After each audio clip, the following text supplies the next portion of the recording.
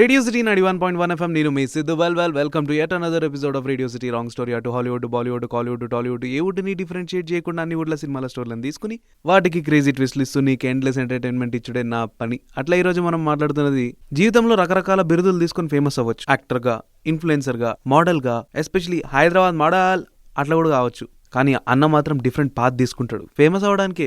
అది కూడా national international కాదు, వరల్డ్ లోనే ఫేమస్ అయిపోవాలని చెప్పేసి అందుకే టైటిల్ లోనే పెట్టేసుకున్నాడు వరల్డ్ ఫేమస్ లవర్ అని చెప్పేసి. ఎగ్జాక్ట్లీ మనం మాట్లాడుతున్నది Vijay Deverakonda's world famous lover cinema గురించి. ఇక తెరెత్తి స్టోర్లో కడుగు పెడితే కొంచెం గ్యాప్ ఇచ్చు ముందే డిస్క్లైమర్ ఇచ్చేద్దాం. అయ్యా విజయ్ దేవరకొండ ఫ్యాన్స్, నా గురించి తెలుసు కాబట్టి గద్దల మధ్య పిచ్చుకలాంటోని నేను చేసేవన్నీ తమాషాలను చూసి విని ఆనందించి ఎంటర్టైన్ అవ్వాలని కోరుకుంటున్నా తప్పితే ఆఫెండ్ మాత్రం కావద్దయ్యా. దీన్ని జస్ట్ తమాషా గినుర్రే. ఇక డిస్క్లైమర్ ఇచ్చిన తర్వాత తెరెత్తి స్టోర్లో అడుగు పెడితే ఇది ఎల్లండులో జరుగుతుంటది. సీను కోల్ మైన్స్ లో యూనియన్ లీడర్ లాగా ఉంటాడు. చాలా ఎక్స్పెక్టేషన్ పెట్టుకుని ఒక రెస్టారెంట్కి పోయి వాడు ఇచ్చిన ఫుడ్ నచ్చకపోయినా కానీ ఏందోలే వాళ్ళు ఏమనుకుంటారు అని రివ్యూ ఇవ్వకుండా నువ్వు నచ్చినట్టు తినేస్తుంటావు కదా, అట్లనే మనోడు కూడా. ఇక జిందగీ హై, దాన్ని సాగించాలి హై, ఏదో ఒక దాన్ని కట్టుకోవాలి హై అని సువర్ణని పెళ్లి చేసుకుంటాడు ఇష్టం లేకుండానే. అంతేలే మన దేశంలో ఇష్టం లేకుండా పెళ్లి అని చెప్పేసి చైనానే బీట్ చేసినంత పాపులేషన్ ఉంది. అట్లనే మనోడు కూడా 5 ఏళ్ల పిల్లగాని కూడా అంటాడు. ఇంట్లో చకినాలు లిడ్సేసి బయట చెమట పట్టిన చేత్తోన చపాతి పిండి వీసుకేసి దాంతోన పూరి తయారు చేసి అందించేస్తే అబాబాబాబా ఏమీ టేస్ట్ రాబాయ్ అని అనుకున్నట్టు మనోడు కూడా ఇంట్లో సువర్ణంగా వండి పెడితే ఆ ఫుడ్ నచ్చదు. ఆఫీస్లో కొత్తగా అపాయింట్ అయిన స్మిత గారి మీద మనసు పడతాడు. ఛాన్స్ పే డాన్స్ అనుకుంటా తినకు పెళ్ళైన విషయం స్మిత గారికి కూడా చెప్పకుండా ఆమె ఒడిలో పడిపోయి సువర్ణని పట్టించుకోవడమే మానేస్తాడు. మరి ఇంట్లో వాళ్ళది చిన్న టాలెంటా?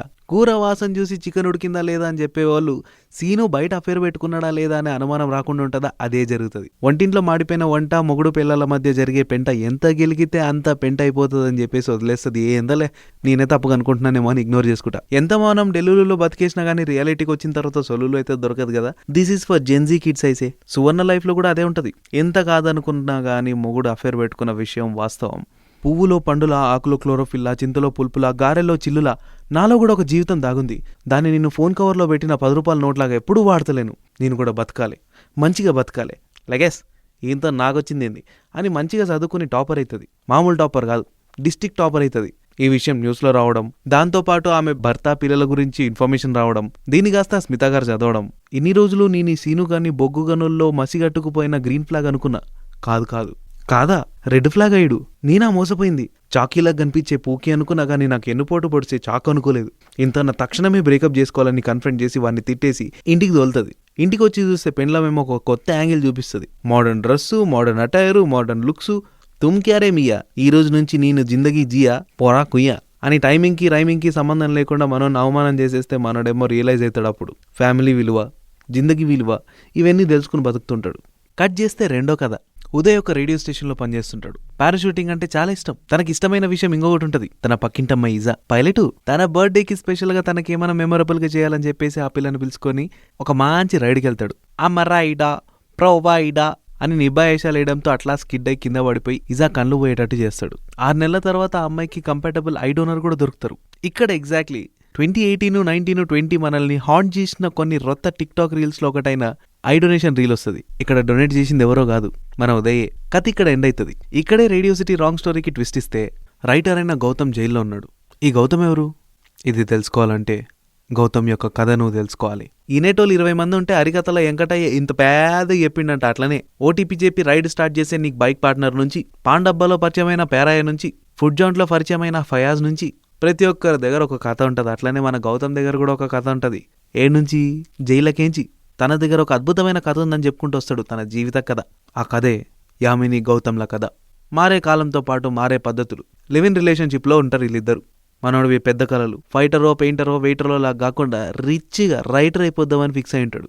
దాన్నే పర్సూ చేస్తుంటాడు అనమాట. జనరలీ సినిమాలలో ఇదే అవుతుంటది. రైటర్ల చేతిలో పెన్ ఉంటుంది, పెన్లో రీఫిల్ ఉంటుంది, కానీ దాన్ని రీఫిల్ చేయడానికి పైసలు మాత్రం ఉండవు. అందుకే యామిని తనని అన్ని చూసుకుంటుంటది. తిండి, తిప్పలు, గుడ్డ, నీడ ఇవన్నీ అనమాట. కూటి కోసం కోటి విద్యలు అన్నట్టు కోటి విషయాలు మన కూటి దగ్గరకు వచ్చేస్తుంటే కింగ్ కోటి నుంచి అమర్ కోటి దాకా ఎవ్వరికి కష్టాలు గుర్తురావు, పెన్ను ముందరకు జరగదు. అదే జరుగుతుంటది గౌతమ్ లైఫ్లో కూడా.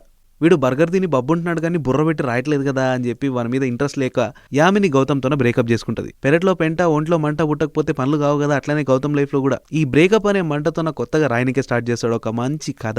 ఇప్పుడు రియాలిటీకి వస్తే ఇప్పటిదాకా మనం విన్న 2 కథలున్నాయి చూసినావు.